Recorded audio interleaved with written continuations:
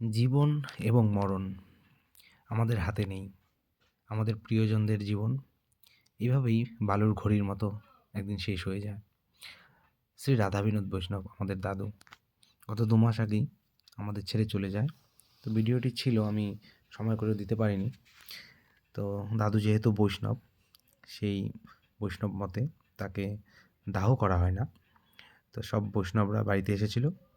তা আমরা সকাল সকাল গেছিলাম দাদুকে দোলনা নিয়ে যাওয়া হবে সেই কারণে বাঁশঝাড়ে বাঁশ কাটার জন্য। তারপরে সেই বৈষ্ণব দাদুরা আদেশ দিলেন একটা সুন্দর পালকি বানাতে হবে। পালকিতে করেই এভাবে নিয়ে যাওয়া হয় বৈষ্ণবদের।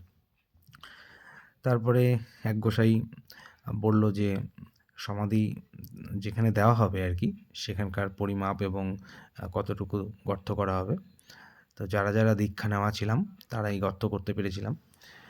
তো যেসব ভক্তরা এসেছিল দাদুকে দেখতে, তারা সকলেই জানে যে সমাধিস্থ দেওয়ার জন্য তো অবশ্যই লবণ লাগে। সবাই লবণ নিয়ে এসেছিল। তো আমাদের আলিপুরদুয়ার মহাকালধাম ঘাগড়ায় আমাদের যে দাদু ছিল, তার শেষ কাজে আমি ছিলাম না, দেখতে পারিনি। প্রচুর লোকের ভিড় এবং প্রচুর পরিমাণে এইভাবে লবণ দেওয়া হয়েছিল। শেষ কাজের সময় এই লবণ দান করা খুব ভালো। তো সবাই এসেছিল বাড়িতে এবং দাদুকে যে ধর্মীয় মত অনুসারে স্নান আদি করা সব বৈষ্ণবরাই করেছিল। বাড়ির আমরা কেউ ধরতে পারিনি, যেহেতু আমরা সেই দীক্ষিত এবং সেই জায়গায় পৌঁছাইনি। তো এবার দাদুর ইচ্ছা ছিল যে তাকে, তিনি যেহেতু ভ্যাগদারি বৈষ্ণব, তাকে দাহ করা হবে না। তার শেষ ইচ্ছা অনুসারেই তাকে সমাধিস্থ দেওয়া হয়। তো সবাই আমরা দাদুর এই শেষ কাজে আনন্দের সহিত নিয়ে যাচ্ছিলাম। সত্যি কথা বলতে দাদুর বয়স ৯৮ বছর হয়েছিল। কিছুদিন আগেই দাদুকে নিয়ে আমরাও হাসাহাসি করছিলাম যে দাদু আর ২ বছর পার হলে তোমাকে আমরা ১০০ বছরের পূর্তি উপলক্ষে একটা অনুষ্ঠান করব। তো যাই হোক, দাদু আমাদের ছেড়ে চলে যায়। কিন্তু সত্যি কথা বলতে উনি কোনো রকম রোগে মানে আচ্ছন্ন ছিল না। জাস্ট বয়সজনিত কারণেই শেষ বয়সে একদম খাওয়া-দাওয়া ছেড়ে দেয় ২-৩ দিন আগে।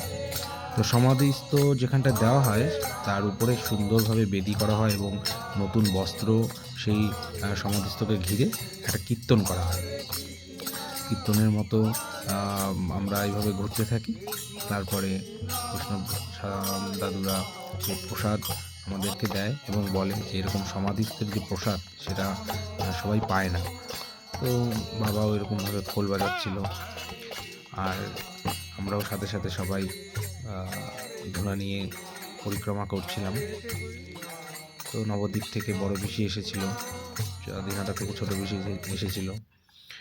তারপরে ৪৫ দিন পর বৈষ্ণব দাদুদের আদেশ অনুসারে বৈষ্ণব সেবার মাধ্যমে সেই প্রসাদ নিমন্ত্রিতদের দেওয়া হবে। তো বাবা চলে গেছিল পাঁচবাড়িতে মাগন তোলার জন্য।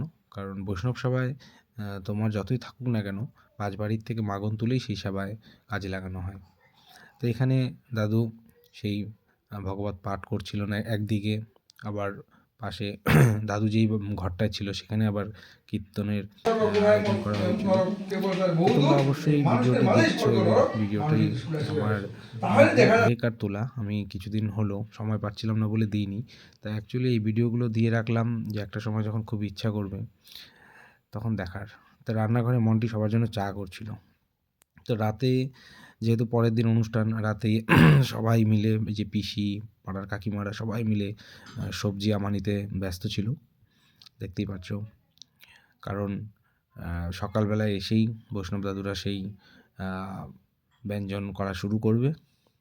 তো দাদু যেহেতু নবদ্বীপের, আমাদের বাড়ি নবদ্বীপে ছিল, তাই সেই কারণে নবদ্বীপের তো দই বিখ্যাত।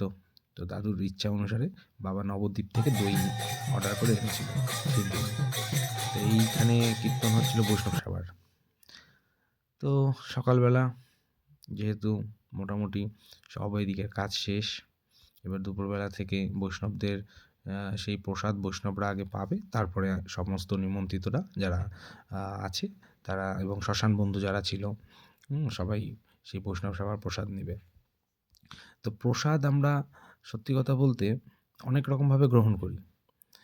এবার আমাদের যেই বৈষ্ণব সেবা, সেই বৈষ্ণব সেবা যে বসে নেওয়া হয়, সেই বৈষ্ণবদের কিন্তু সেই বৈষ্ণব সেবা যেখানটায় করা হচ্ছিল আমাদের, সেই যে কীর্তন দেখলে, তারপরে সেই বৈষ্ণবরা সেই ভোগাদি তারা আগে আলাদা করে তারপর সেই তারা একটা জায়গায় তাদেরকে স্থান দিয়েছি, সেখানে সবাই বসে নিয়েছে। আর এটা হচ্ছে আমাদের নিমন্ত্রিত যারা আছে, সেই বৈষ্ণবদের প্রসাদ, সেই প্রসাদ এখানে নিচ্ছে। তো যাই হোক, পাড়ার যাদের আমরা নিমন্ত্রিত পরে করেছিলাম দাদুকে সকলেই পাঠাবো এসেছিল বুঝছো, যে এবং তুমি লঙ্কা লেবু ধরে আমরাও সেদিন যেরকমভাবে ধুতি আর এই মানে বৈষ্ণবদের যেরকম আর কি বেশ হয় সেটা পরে পরিবেশন করছিলাম।